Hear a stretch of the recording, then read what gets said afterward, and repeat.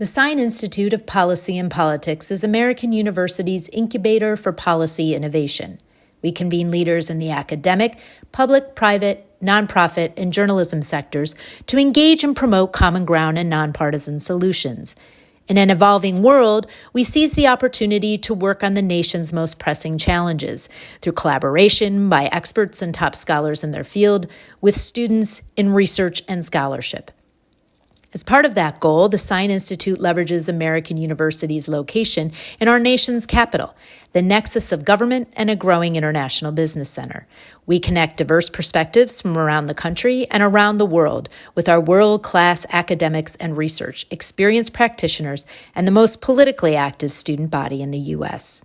We stand apart through our focus on the role of business and the nonprofit community in public policy, the rise of the importance of economic regions in the United States, and international policy issues.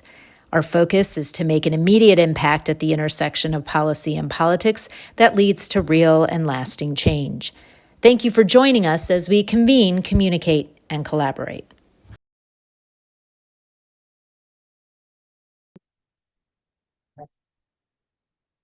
Good afternoon. Thank you for joining us today for Career Conversations with Sine Fellow Patrice Willoughby as part of our Spring 2024 Sine Fellows Program. My name is Tyler Brown Louise Sine Jr. On behalf of the Sine Institute and myself, we are so pleased that you have joined us for this event. The Sine Institute is a laboratory for university-wide collaboration and an incubator for policy innovation, convening the best and brightest in the public, private, academic, and nonprofit sectors, as well as journalism. The Institute is where the brightest minds engage to promote common ground and nonpartisan solutions. It is where American University comes to convene, communicate, and collaborate. Today, we are thrilled to welcome back to campus Patrice Willoughby. She is the Senior Vice President of Global Policy and Impact at the NAACP, where she guides policy for the 114-year-old Civil Rights Association as head of the Washington, D.C. office. Patrice brings extensive experience in advocacy, political engagements, and social justice. Her work extends to the private sector, focusing on education, financial services, health, and technology. She is beyond excited to share her insights and words of wisdom to aid students today, the next generation of advocates. Joining Patrice today is Wisdom O'Cole, a distinguished lecturer, leader, and advocate in the realm of civil rights and youth empowerment. As the National Director of the NAACP Youth and College Division, Wisdom brings a wealth of experience in civil rights advocacy and grassroots organizing to the forefront of our discussion. The keen understanding of the issues facing our communities and a passion for amplifying the voices of marginalized groups, Wisdom is uniquely positioned to join our conversation with insight, empathy, and a commitment to fostering meaningful dialogue. Finally, please welcome Joshua Dantzler to our conversation today. As the Senior Diversity, Inclusion, and Belonging Specialist at Amtrak, Joshua's commitment to fostering inclusive environments has earned him recognition as the rising star in Progressive Railroading Magazine's 2022 list. A graduate of American University with an background in political science and communication studies, Joshua brings a wealth of experience in driving impactful diversity, equity, and inclusion initiatives. Please join me in extending a warm welcome to Patrice Willoughby, Wisdom O'Cole, and Joshua Dantzler.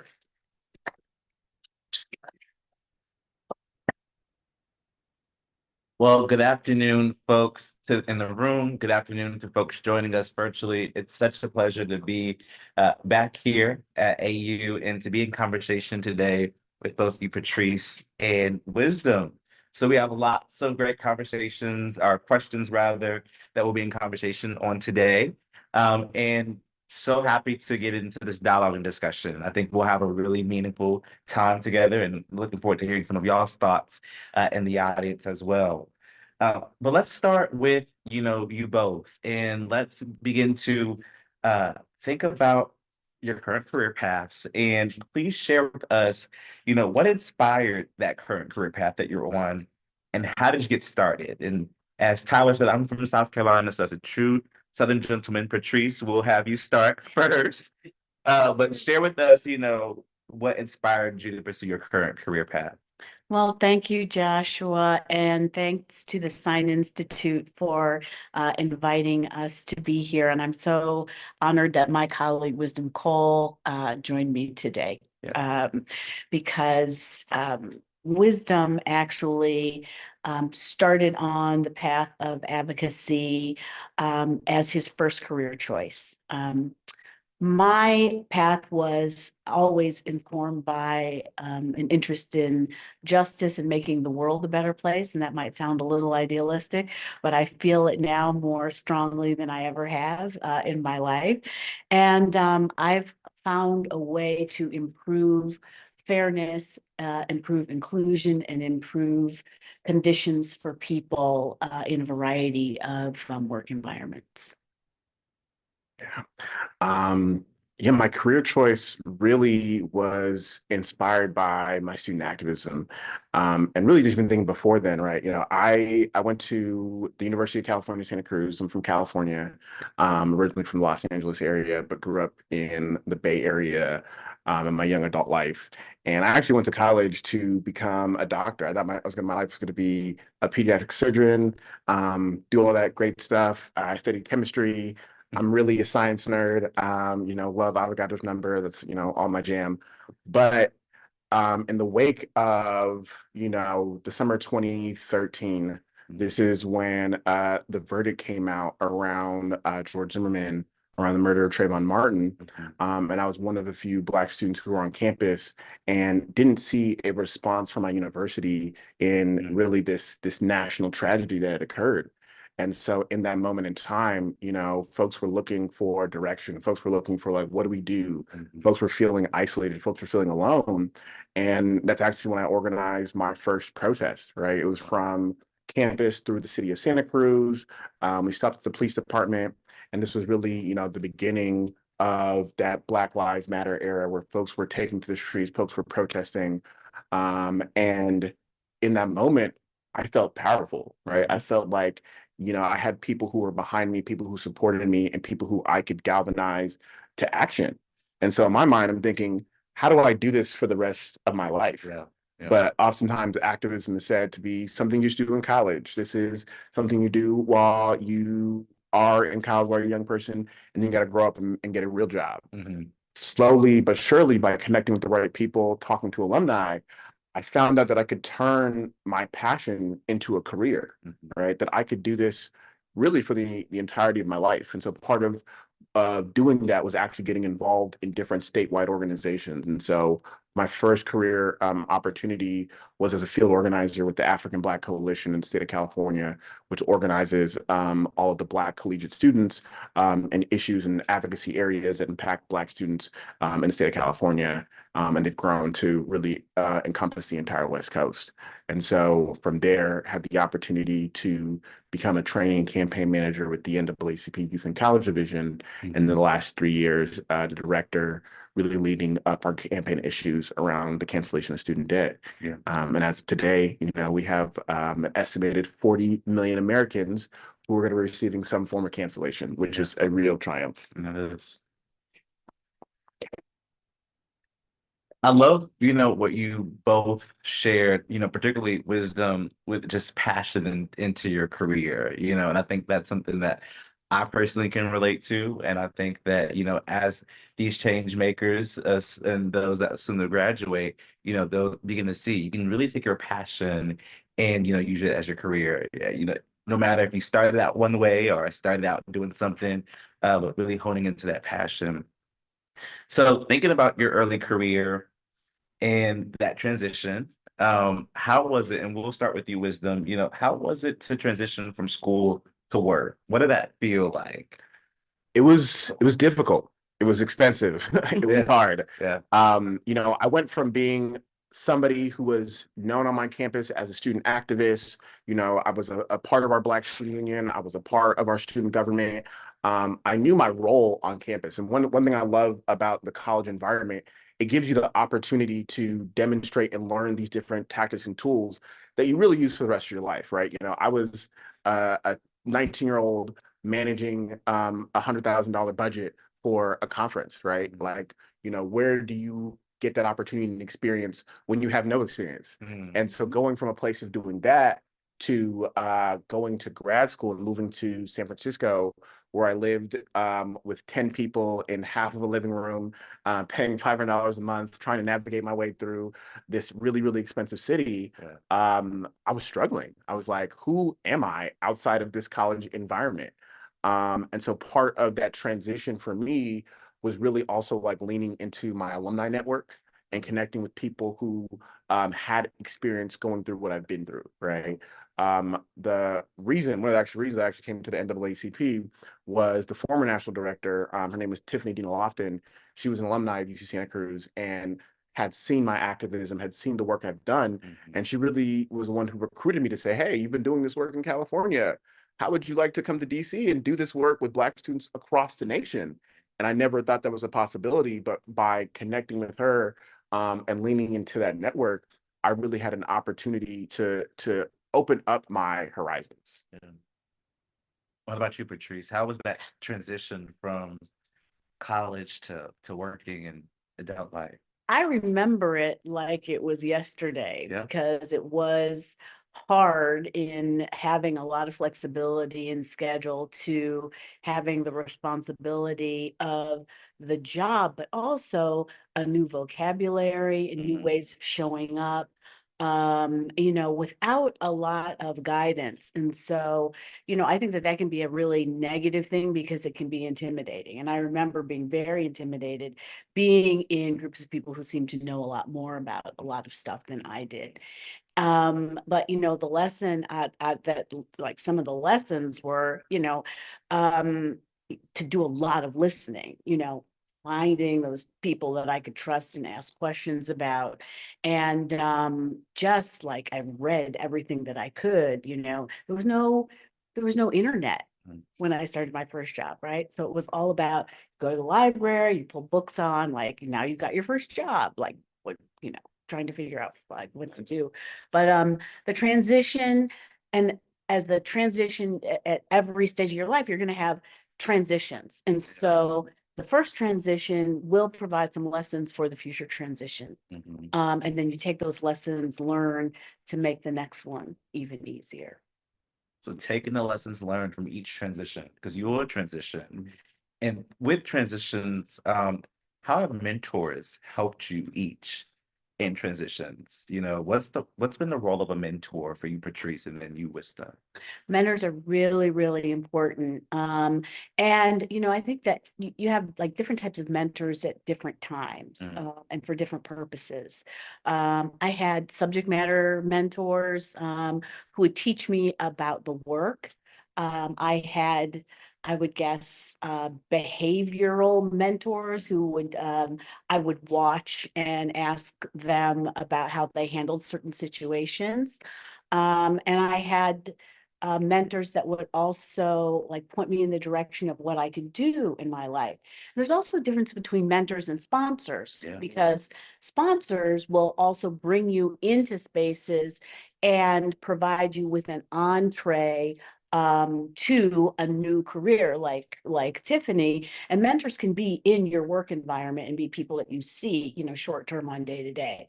So it's important to like identify those folks, but also everybody wants to help people as they're leaving school and when they're a student. It's a lot harder to find mentors when you're working, but when you are leaving school and you, even if you're reaching out to people cold, it's like so flattering to have people ask you about your career path and to help you out. So, don't be shy, but you'll need them for different purposes. That's really good. I like the way you talked about sponsors as mentors. I always say you need three types of mentors in your life. One, which may be like a sponsor, somebody who opens up your world, right? Somebody who exposes you to things that you've never seen before, experiences that you haven't had before, right? I think there's always ways to open up your world. You need somebody or a mentor who grounds you, right? Who maybe thinks the way you think, who speaks the same language you speak, and is able to help you to foster the ideas that you've already been thinking through. And then the most important mentor, I think, is the one who's going to challenge you, the one who's going to call you, excuse my language, on your bullshit, and really push you to go further than you thought you could, right? The person who is going to consistently challenging you to do more, right? I think oftentimes in spaces like this and spaces that you might come from, you may think that you are the best of the bunch, so you have the best skills, but the more and more spaces you go into, you realize people from across this nation are coming from a wealth of experiences that are different than your own, right? Um, Graduating from college, I thought that like I understood, advocacy and activism in California and like the Black student experience. And then I went to Mississippi, and then I went to Alabama, and then I went to South Carolina and Florida. And I was just like, we are not going through the same thing. Right. We are living completely different lives. Yeah. And so having those different types of mentors will allow you to grow in your career. And I think that some of the best places to look at is people, at your job. Patrice has been an unofficial mentor of mine, and I love being able to bounce ideas off of her. There's other people at my organization that challenge me to go deeper and further in my work. And I appreciate that because it is really for the growth, right? If you are not willing to fight with your colleagues and to, iron sharpening iron, then you're not really willing to grow. And so making sure you have those people in those spaces that allow you to try those things out. It's really good. And so, for those of you who will be entering in the workforce this June or this after graduation, think about how you can identify a mentor and an entree of mentors as we were discussing here. Has a mentor been able to share with you an advice that stuck with you and that continually, rings in your ear? Has there been a piece of advice that you've heard from a mentor that you always that stuck with you, Patrice? So one of my, I started out in music. I didn't start out in advocacy. I did a lot of performing when I was in college and before college. I had a choral conductor who gave me a piece of advice that has stuck with me my entire life, which is he only interviewed for his first job. And every job he had after that was an invitation from someone based on the relationships that he built. And that's really deep when you think about it, because it impacts your network. It impacts like how you show up and the relational capital that you build by being good to people around you, and also engaging in a way that people want to engage with you, continue to engage with you. And so that piece of advice is like critically important. And I only interviewed for one job since Wow. 1999. Wow. So Good advice, huh? Yeah. Yeah. Deep. Talks about just the importance of relationships. I think back to, and the best way to kind of summarize this, my friend says this really well. Culture eats strategy for lunch, right? When you're looking for a career, when you're looking for a job, when you're looking to be placed in the workforce, really pay attention to the culture of the workforce or the environment or the career pathway, right? Like, is this a place where your soul is set on fire, right? Because part of what's really important, at least to me, is feeling passionate about the work that I do, right? This work can be growing, right? Particularly in the advocacy space where we really operate on like a 24-hour news cycle.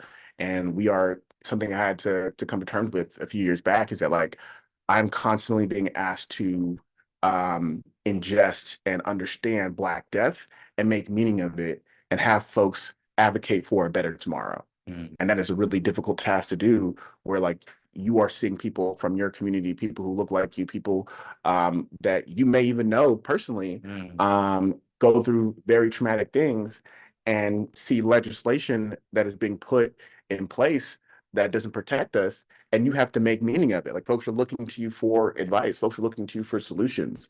And so what is the culture of the environment that you look like, and how are you supported in that, right? I love the fact that I have so many meaningful relationships where folks feel comfortable to call me, to text me, to DM me about things that are going on and ask for my advice or ask for support or offer me advice and support in those situations. And so, really, really stress to understand what culture or what environments do you thrive in? Because when you find that and find your path in that space, that is when you will truly succeed. And I will add on to what Wisdom said, because I completely agree. Culture, I love Peter Drucker. Culture is critically important, and you're like critically important in sort of building the type of culture also that you want to be involved in.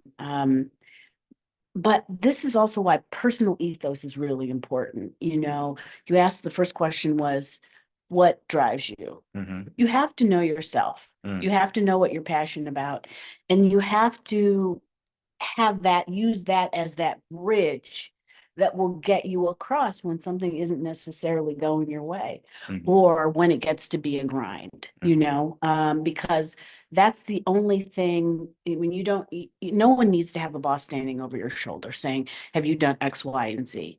In the small spaces where you're alone, when it's the difference between being okay and being great, it's going to be your personal ethos that pushes you forward and makes you do a little bit more because it's important to you. So. Yeah. I tell my team, who's your sounding board? Who are people in similar capacities, similar career pathways to you that you have, right? Like, we talk about this in the mental health space, like who's your starting five, right? Who are the people around you that you can text, that you can engage with, who understand your work, that you can bounce ideas off of, that you can get support from, who are going to put you into positions and places and spaces and are going to speak your name in rooms that you're not in, right? Yeah. And I think you both are hinting at here, some days it won't be nice, right? Some days in the workforce, it will be challenging. Some days in the workforce, you might be discouraged. I think we all do very personal work, right? The work that I do is around making sure people feel included and that they belong. And sometimes that's hard. And education, right? We all educate people on things and policies and practices. So, what do you do to help your mental health, right? May is Mental Health Awareness Month, so next month. What do you do to make sure that you're having a good mental health or a good self-care and protecting wisdom? What do you do? Yeah, so I think part of it is that starting five, right? The group of people that I can talk to about anything, folks who are in similar spaces but also different spaces, right? I have friends who, I'm from California, grew up in the Bay Area. I have a lot of friends who are in tech. That's a very different type of thinking. I have friends who work in corporate America. It's also a very different type of thinking. And part of having those folks in those spaces, as they're also 30 in the same kind of age bracket as me and are going through different life experiences, I'm able to lean on them as they lean on me.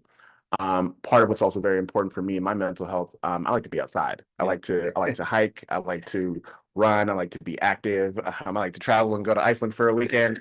It's like, part of thinking about, I think we're going to talk about, work-life balance is making sure that you have a life, right? Like your life should be your priority and the work that you're doing should enhance your life's purpose.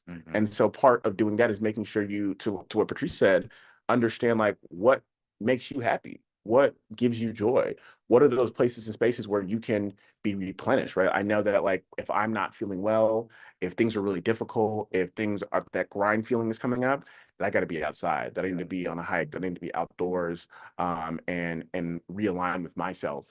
As I'm getting older, I'm realizing, a lot of my life I spent actually away from my family, either in college or traveling or on the East Coast. And as I'm getting older, I'm finding that I'm actually getting more peace by being connected to my family. And so, lately I've been trying to be in California as much as possible and connect with my family and talk to them and engage with them and understand like where they're at, because it's important to me. And I think what Wisdom is alluding to too is that like your needs change over the years, and understanding and being able to take your own emotional temperature, so that you kind of look at yourself objectively and not be always reactive to things. I mean, I've done formal and informal things to ensure that I am well and able to give to other people and be able to be measured, because I interact with so many people.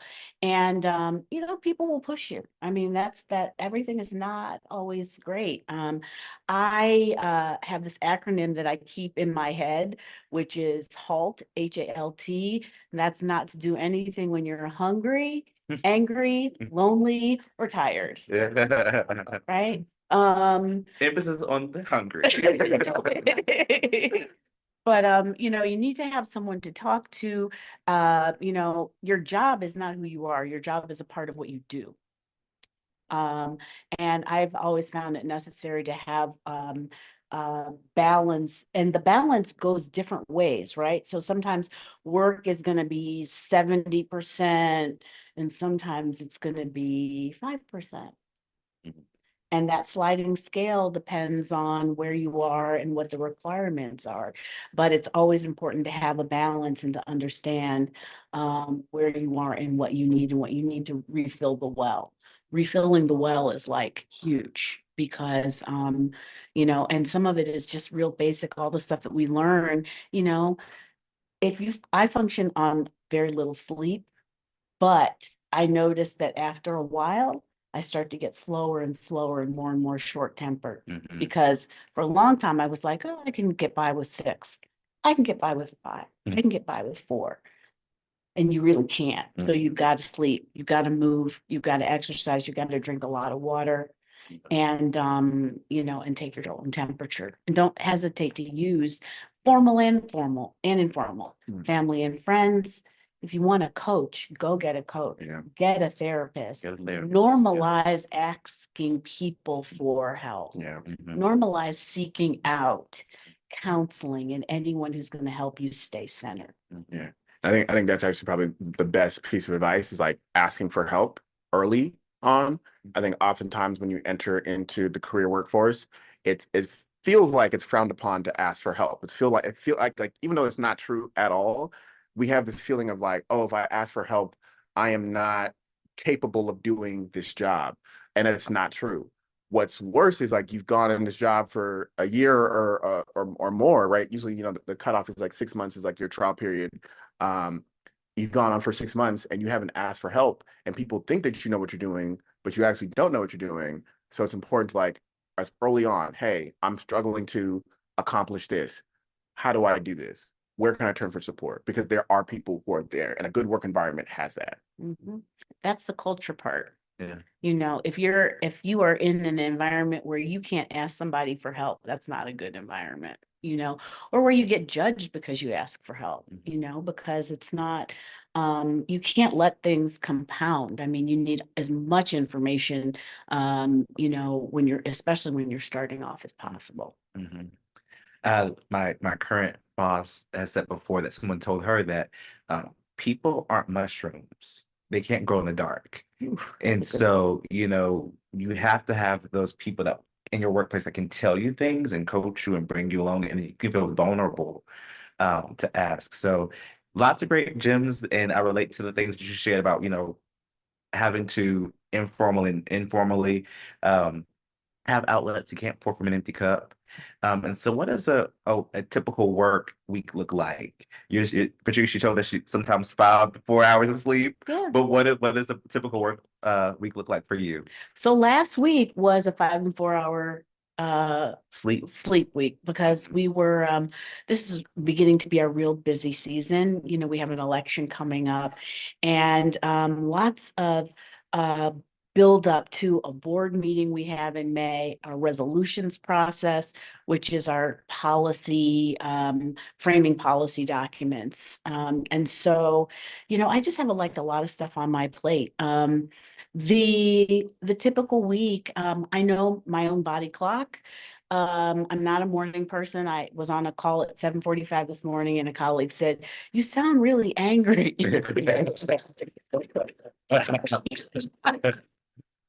Correct. I know that's not the best time, right?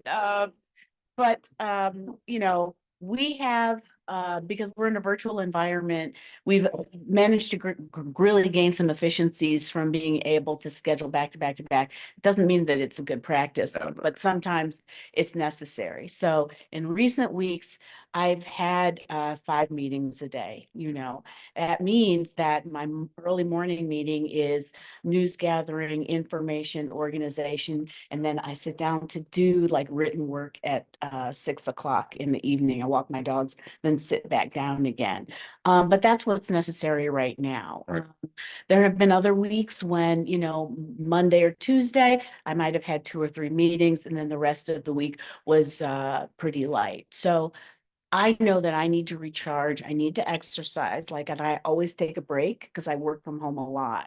I always take a break and walk my dogs, and just to maintain that balance. What about you, Wisdom? What's a typical work week look like? Yeah, it's hard to say. My work weeks look completely different every week. Yeah. But I would say, for me, oftentimes what I try to do and block off my schedule, I have a team of 4. And so usually the first 2 days, like Monday, Tuesday, are a lot of like internal team meetings, things of that nature, trying to like figure out our week, figure out our month, trying to align and plan and things of that nature. Usually my Wednesday is external meetings with partners or internal collaboration between different departments. And so at the end of ACP, every Wednesday evening, afternoon, I think we have a meeting today, we have a leadership meeting with directors, VPs, to connect the dots, right? Because I think part of it is making sure it's easy to work in a silo. And it's really important for us to recognize that there's work happening across an entire organization that may be important to help either enhance your work or coordinate better. Some of the things that we talk about the NAACP that we talked about in terms of culture is collaboration, communication, and coordination, right? Making sure that we are working to collaborate with each other, making sure that we're coordinating across projects, and making sure that we understand that it requires all of us and that we all are experts in our work. Thursdays is usually more external meetings. And then Friday, I kind of leave as a hangover day. So if something that I didn't get done or a meeting that didn't get scheduled for some reason, I try to keep it as open as possible so I can also have time to actually do work. Because some points, this particularly during the pandemic, I always talk about I miss travel time. I miss like having to travel from one meeting to the next meeting, because with the pandemic, what happened was I'd be in meetings. I was living in the West Coast. I was living in California and San Francisco at the time. So getting up for East Coast hours, meaning that I'm getting up at like 5, 6 in the morning there. Right. But we also are a membership-based organization. So our member meetings are oftentimes after 6 p.m. Eastern, right? And so I would be working from like 5 a.m. Pacific Standard Time to 9 p.m. Pacific Standard Time, right? All day. Just to get anything done. And it was grueling. And so part of the decisions I had to make was like, for me to be successful in my job and for me to also have the connections and relationships I wanted, I had to move here to DC. And then for me to also still be in the field and connect with members and talk to students, I needed a schedule that allowed me to leave from DC on Thursday evenings, Friday mornings, and be back in DC Monday morning, Tuesday morning at the latest. And so part of what I love about DC is such a city that folks can come in and out really easily. I've been able to kind of figure out a schedule that works for me where I'm able to be on the go and travel, but also still be able to be there to support my team. So busy weeks, and not sure, what your careers might look like, but obviously there may be some changes.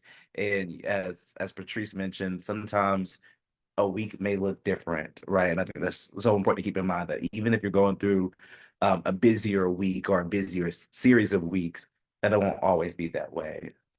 But sometimes there are mistakes that happen in the week. How do you respond to those mistakes? Have you ever had a mistake that stuck with you and you responded in a way that has helped you in the future? I think understanding that like I'm the master of my schedule, right? For a while, it was like, oh, I'm in all these meetings and meetings and meetings. And something I tell my team all the time is that if the meeting is not serving you and actually getting the work done, then you don't need to be in that meeting, right? Oftentimes I think we've developed this culture honestly, of like sometimes just meeting to meet. And not every meeting is necessary. And so I'm like, yeah, give it its due time, figure it out. Sometimes things need a time to find their culture, find the rhythm. But when you recognize that the thing isn't serving you, it's time to exit and realign your time, right? And so I'm really emphasize for myself and for my team for folks to be the master of their schedule, right? To be able to be in the places and spaces that are going to be most effective for you. Try out new ideas, try out new things, but also recognize that we have a goal to get to. We have things that we are trying to get done, and making sure that we are clear about our North Star. And it's okay to realign, right? It's okay to say, hey, we've been spending time working on something that isn't going anywhere. It's time to cut and move to something else. So I know the conditions under which I make mistakes. I'm a little bit, if I can get distracted, I'm going to make a mistake. If I don't have time to think, I'm going to make a mistake. Time to think is really critical, because when you're compressing and doing a lot of stuff at the same time, our brains are not meant to multitask. I don't care what people says. You're not supposed to multitask. You're supposed to concentrate on one thing at a time. But none of us do that. So I just try to prevent them. I've made one huge mistake in my career that could have ended like my employment. Was working for Congress, and the member of Congress that I work for, I loved her dearly, but I was a brand new chief of staff, and Congress puts out what's called franked mail, which are the newsletters that they send out over the government postal stamp. And I miscalculated. There's a blackout day of 90 days before an election. You're not supposed to send out franked mail because it would give you an unfair advantage against your opponent. I miscalculated the 90 days because I was brand new, and I forgot that the schedule is shorter in an election year than in a regular year. And so all of a sudden she's got an election and we can't send out a newsletter. And I should have timed it so that the newsletter hit. And I remember I went cold, and I went into a cold sweat. And then I just kind of wandered around the hall for, 10 minutes. And I was like, oh shit, oh shit, oh shit. I had to tell her. And she gave me grace. She just looked at me and said, you won't make that mistake again. And so that stuck with me, and now like I'm really, really careful about some things like that. It's because she could have like destroyed me. She didn't. So. And so what did you learn from that? I'm hearing details and to think about Details. Don't be afraid to make the decision and then have someone else check it, so that you have an objective lens on something. Don't be afraid to put something down and come back to it when you have fresh eyes. Right. Be very detailed up front. Do as much up front as you can to avoid making mistakes. And then don't make critical decisions, when you're not in the best or you're too busy or whatever. And even when you make the mistake, own it. Own it. I think somebody says under promise but over deliver, right? It's really easy to get into these spaces and be like, oh yes, I want to do this one. I'm a yes person. Like I believe a lot of things can happen, even if they can't. And so I try to contain some of my excitement because I have a large appetite for this work. But you also, to the point we're talking about in terms of relationships, right? Relationships are about how you move in a space and how you deliver when you say, hey, I'm going to do something and promise I'm going to do it by this date or by this time, or I'm going to update you when these things happen. And so the best way to do that is to under promise and over deliver, right? Making sure that you aren't doing something saying something you can't do or aren't completely sure you can do it. But when it's times to deliver, that you actually are showing a wealth of knowledge, of work, of understanding, right? Oftentimes I've been in experiences where I've over-indexed what I thought I could do. And then I got to a place and I was like, oh, this is actually not possible and happening. And as soon as I recognized that it wasn't possible and happening, being honest and open enough to ask for help and ask for support and let my superior know, hey, this is not able to happen, but this is the pivot that we're taking, right? And that's what I try to encourage people to do is like, if something isn't working, offer a different suggestion, right? There's this model called the 1-3-1 model, right? Where you identify one problem and you're clear about that problem. You think about 3 different solutions, and then you identify which solution you want to move forward with. Mm. So many gems. So many gems being dropped today. And for those tuning in, I'm about to catch a replay to take some personal notes, But I love that. I think, really as you all pursue your careers, think about or if you're in your career, right? Think about how you can be solution oriented. The mistakes will happen.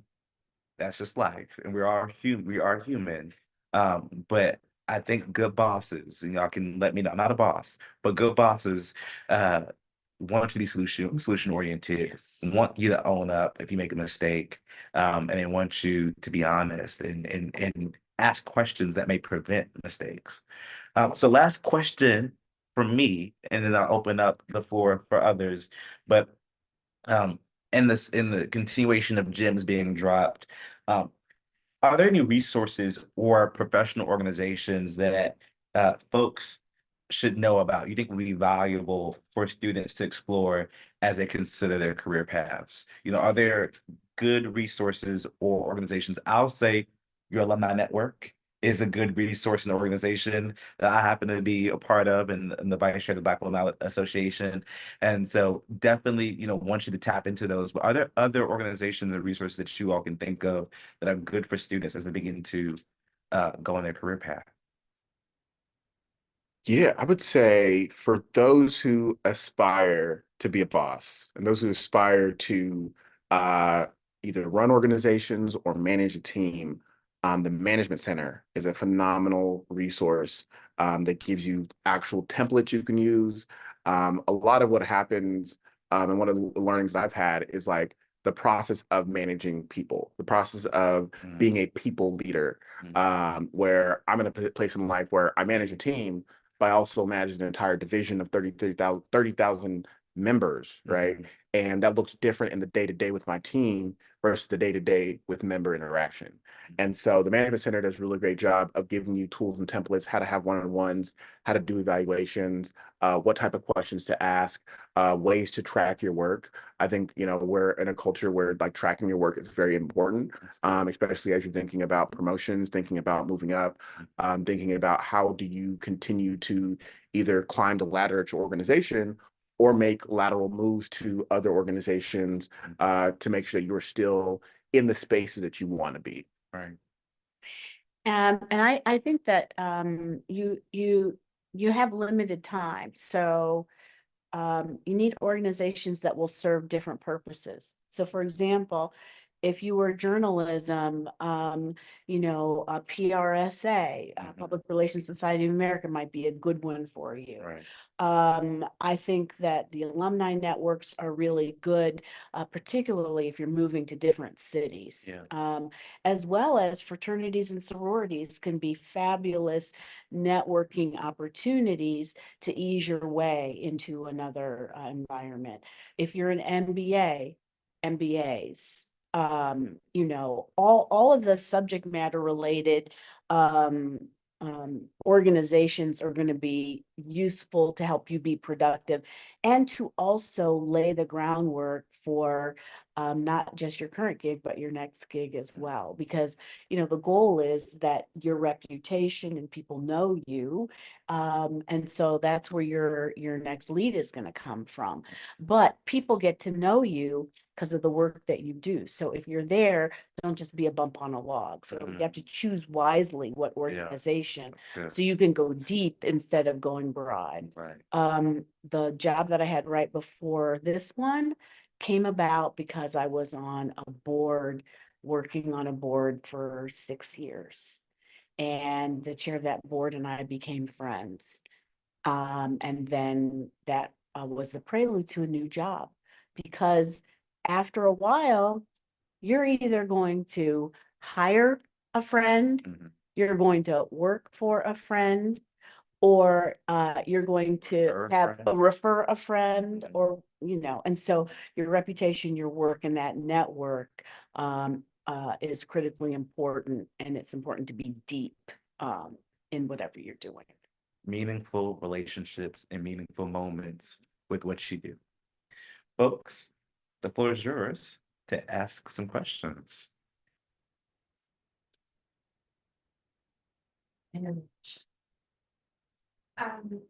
Curious when negotiating with your bosses and getting the schedule that you want to work from home, you stations or what it's supposed to help to figure out the time they want to do it.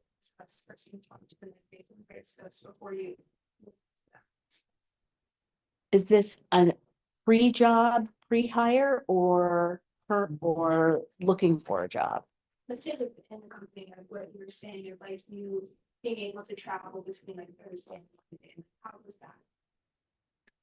Yeah, I think part of it is being able to know the capacity of your job and what your job wants you to do, right? When I became director of Youth and College Division, President Derek Johnson said, "I want you to be a thought leader. I want people to recognize you in the space as a leader in this organization, but also a leader within the movement."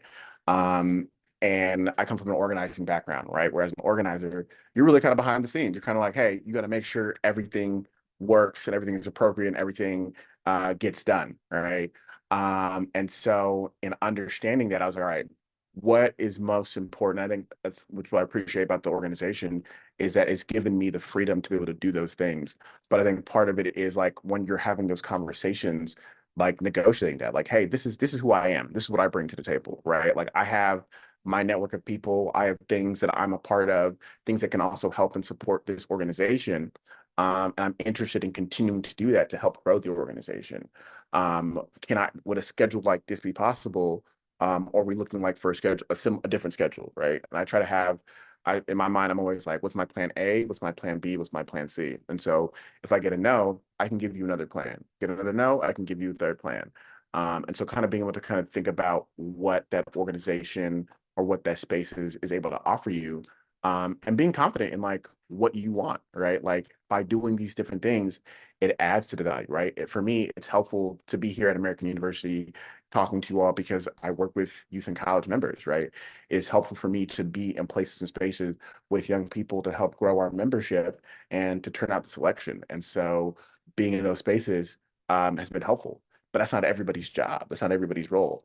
And so kind of being clear about like, what is your purpose in that position and how you can either leverage it to do those things such as travel or ask for more money or be in other professional development spaces. Because oftentimes what's really great when you understand that, your boss can know, hey, these are the places and spaces that I also should be tracking you and putting you into. So as a boss and a manager, I know you're always balancing the overall production of your team, how your team fits within the organization to satisfy the needs of that organization. And you're looking at the individual members of the team, the skills and inputs that people bring, and how those individuals, move the work forward. So the deliverables then become very important. And the results are important, but the place may not be as important. So every manager, every boss is going to look at what is it that I have to produce. That means that when you're making the requests for the things that are going to make you happier, make you more productive, you have to link your needs to the success of the unit and make that case, because that is the case for the boss or the manager to automatically get to yes, because it's always looking at these requests through the lens of the decision maker and trying to figure out what it is that they need to say yes to you. If I am allowed to do this, then I can do this for the good of the company. Mhm. Mhm. Other questions and thoughts? Yes. When you're first getting into a position, when you're changing into a new one, what's some of the best ways you think to ingratiate yourself into the culture of the office or the job? So everyone wants to get to know the new person. Yes. And so the first couple of meetings are really important in the narrative. This is just people, the narrative that's going to get spread throughout their circle of influence of like, oh, how's Fred? Oh, Fred's great, or Fred, I don't know, I didn't buy that guy. So that's important. I also think that this is a skill set that it's like interviewing people. It's something that you're going to have to do throughout your entire life. And it's not so much ingratiating yourself to people, but it is, genuinely having an interest in people who are around you and trying to figure out what are their priorities and goals? How do they fit into an organization? What are their highest priorities? Because that's going to also help you understand sort of the flow of information and work within the organization. It's also going to help you flag what might be a way to build a relationship with different people within an organization. And formal information is often easy to get. Informal information is more difficult in terms of the direction, the strategy, the plans that have not been announced. And so understanding the priorities and the goals of the people around you is really important. Agreed. I think actually, so like when I first started at the NAACP, May 2018, back when a lot of us were still in an office, one of the important things to ask when you're starting a job is like, what is your 0 to 100% on-ramping, right? Because I remember like the first month and a half, my boss had me just like going like room to room, floor to floor, and just talking to everybody to understand like what their job is, right? And it's so important to do that because one, it builds that relationship. Like I personally am a very much like a face-to-face person, right? Like I love that interaction, that connection with you. But spending time understanding, as Patrice said, like what people's priorities are, what they're working on, what are the things they enjoy doing, having lunch with them, things of that nature. Because sometimes what happens is the informal information comes out in those lunch spaces, in those water cooler conversations, in those happy hour reception, things of that nature.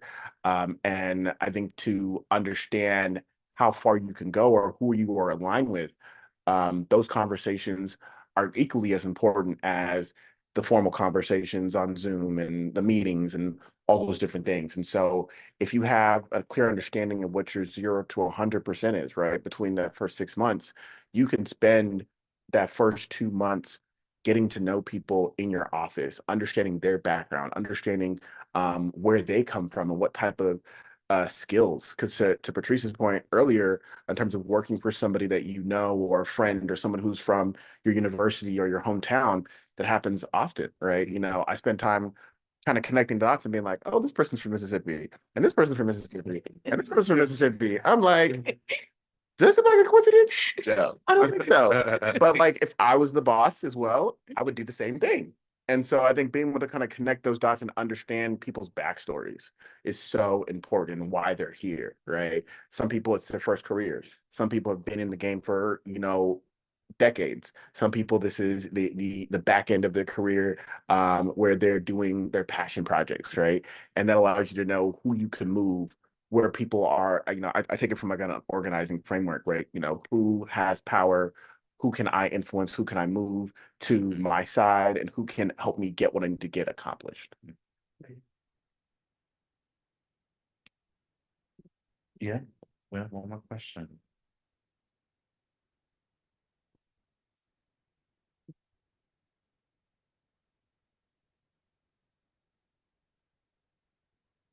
Question for the executive. Yeah. I think sometimes there's a tendency, like you brought up before, like mess up or something goes wrong. Yeah. Right? I think the question is like, how do you process that? Because I like to work with the team and say like, listen, I know I can help, right? I think it would be nice to go a little deeper too, because I think sometimes you feel much more vulnerable earlier in your career to show any kind of I don't know. And let's face it, every time we interview for a job, we don't know how to do everything in that job, but the expectations that we do. So can we go a little bit? Because I think it would be really beneficial. I think while Wisdom and Patrice think a little bit, what I want to say earlier on that how to navigate a mistake or vulnerability, truthfully, that is where mentors can help. Before you go or try to express vulnerability to your boss or your manager about something that you've gone through or a mistake, first maybe ask your mentor, right? Like how would you handle this? Get that second opinion or get their perspective because maybe they have done something similar. And so maybe they can kind of coach you through that. So I do think there is an opportunity to be vulnerable, and we should all practice vulnerability as much as we can. But if you're still nervous or you're afraid of how to be vulnerable in that, maybe ask somebody that's in your starting five, right? Ask, if not a mentor, ask your friend or ask um family, because oftentimes the things that we might experience, Patrice, when she was sharing about her mistake, Amy said, I did the same thing too, right? So we often do similar things or have had similar experiences. So if you are afraid of being vulnerable or unsure about how to be vulnerable with your boss, you're early, it's your first month, the first 3 months, maybe ask a friend as well, or ask another coworker that you can confide into and see how you can, what they have to say about that. What I would say is that mistakes are not an indictment of who you are as a person. And that's critically important in work because, like we said before, work is not who you are. It's what you do. It's one of the things that you do. Yeah. So the benefit that older people have in terms of facing mistakes is context. Having a lifetime of having made mistakes and knowing that they're not fatal, and it's not who I am. I'm sorry. Let's move forward. You tend to really internalize those things, blame yourself a lot more at the beginning of your career.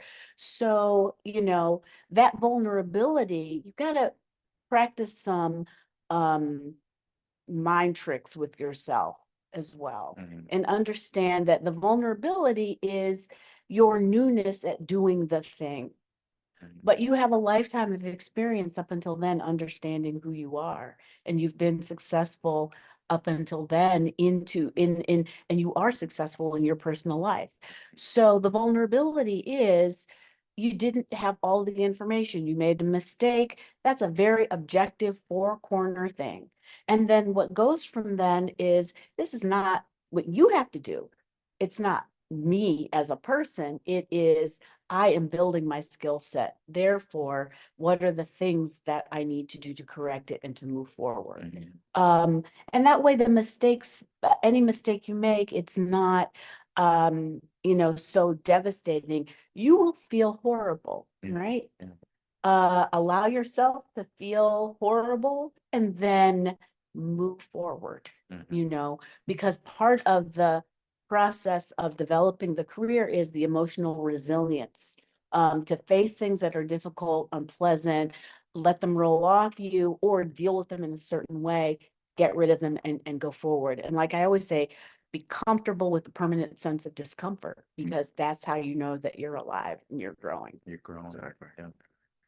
Failure is not final, right? I think what is more important than the failure is your bounce back, right? That is what you are going to be judged upon, because you will fail. You will make mistakes. You will make those mistakes that feel life altering, feels like, the amount of times I've been like, oh, I'm going to lose my job. I'm going to lose my job for this is like too much. But a lot of that is your own self, we tell ourselves so many negative thoughts, right? And so what is better than just sitting in the failure, or what happens oftentimes is folks try to hide the failure because that's some of the ways that we've learned to cope with failure. Where it's like, well, I'm just going to hide it or ignore it and hope that it doesn't come up. when actually it's better to address it early on. Mhm. The CEO of Essence talks about how she allows herself to have 5 failures a day. And for her, that means she has the strongest bounce back better than anybody because Yeah. you can continue, you've been through the failure before, but you're still going to keep trying and still keep working. And that's going to take you a lot farther than hiding that failure. And so I think be ready to embrace it, being ready to embrace those conversations and have those conversations with your manager. It's early, it's easy to say, hey, how do you want me to communicate to you about my failure, right? If I do something wrong, Good. what way would you like to do that? Is that a phone call? Is it a text? Is that an email? I think what's really, really important, particularly when you're starting a job, is when you are talking with your manager, setting up norms, but giving you an opportunity to practice metacognitive learning, right? You know, yes, you can do a project really well, but I think what's also really important is understanding the places where you did fail, right? I used to be a math teacher, and I always talked about how you can get a problem right, but if you get a problem wrong 4 times and get it right 5 times, you know 5 different ways to get that problem, right? Knowing the failures and knowing successes are equally important, right? And the people who are actually the best at what they do are the people who fail often and fail early and make sure that the failure is not their final. Yeah. That's it. Thank you. That's a good way to end it. Thank you That's so it. much. So I just want to can we thank our panel?